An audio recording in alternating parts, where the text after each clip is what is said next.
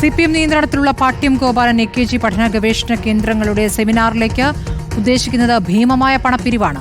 തദ്ദേശ സ്വയംഭരണ സ്ഥാപനങ്ങളുടെ തനത് ഫണ്ട് നൽകാനുള്ള സർക്കാർ ഉത്തരവനുസരിച്ച് കണ്ണൂർ ജില്ലയിലെ 93 തദ്ദേശ സ്ഥാപനങ്ങളിൽ നിന്നും പണം പിരിക്കും.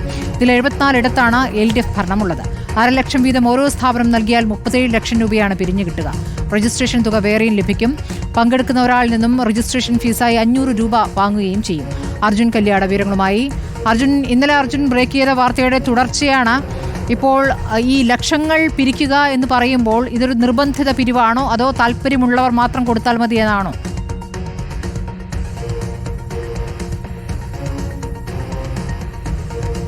AKG പാട്യം അർജുൻ കേൾക്കാമോ? കേൾക്കാം. ഈ AKG പാട്യം ഗോപാലൻ പഠന സെമിനാർ, ഈ സെമിനാറിലേക്ക് നിർബന്ധിത പിരിവാണോ അതോ താല്പര്യമുള്ളവർ കൊടുത്താൽ മതിയോ? സ്മൃതി, അതായത് AKG പഠന ഗവേഷണ കേന്ദ്രവും അതുപോലെ തന്നെ പാട്യം ഗോപാലൻ പഠന ഗവേഷണ കേന്ദ്രവുമാണ് 5ാമത് അന്താരാഷ്ട്ര പഠന കോൺഗ്രസ് സംഘടിപ്പിക്കുന്നത്. ഇതിനകത്ത് നിർബന്ധിതമായി നൽകണം എന്നുള്ളതല്ല ഈ സർക്കാരിൻ്റെ ഉത്തരവ്. പക്ഷേ ഇതിനകത്ത് കാണേണ്ടത് CPIM ആണ് ഇതിൻ്റെ സംഘാടനം മുഴുവനായി നിർവഹിക്കുന്നത്. CPIMൻ്റെ കേന്ദ്ര കമ്മിറ്റി അംഗം EP ജയരാജനാണ് ഇതിൻ്റെ സംഘാടക സമിതി ഭാരവാഹി. അതിനു പുറമെ MV ജയരാജൻ, CPIMൻ്റെ പ്രധാനപ്പെട്ട ജില്ലാ നേതാക്കളെല്ലാം തന്നെ ഈ ഒരു പരിപാടിയുടെ സംഘാടനവുമായി ബന്ധപ്പെട്ടുകൊണ്ട് പ്രവർത്തിക്കുന്നതാണ്. ഇതിലേറ്റവും പ്രധാനമായി CPIM ഒരു ആവശ്യപ്പെട്ടതിൻ്റെ ഭാഗമായി അല്ലെങ്കിൽ CPIMൻ്റെ ഒരു നിർദ്ദേശത്തിൻ്റെ ഭാഗമായിട്ടായിരിക്കണം സ്വാഭാവികമായും ഈ ജില്ലാ പഞ്ചായത്ത് ഇത്തരം ഒരു അപേക്ഷ സർക്കാരിലേക്ക് സമർപ്പിക്കുന്നത്. അതിൻ്റെ ഭാഗമായാണ് ഇപ്പോൾ സർക്കാർ ഒരു ഉത്തരവ് ഇറക്കിയിരിക്കുന്നത്.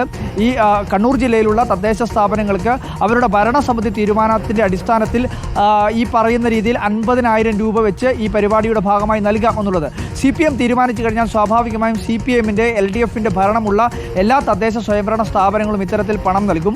അങ്ങനെ നൽകിക്കഴിഞ്ഞാൽ 74ഓളം തന്നെ ഭരണസമിതി LDF നിയന്ത്രണത്തിലുള്ളതാണ്. 93 തദ്ദേശ സ്വയംഭരണ സ്ഥാപനങ്ങളാണ് കണ്ണൂർ ജില്ലയിലുള്ളത്.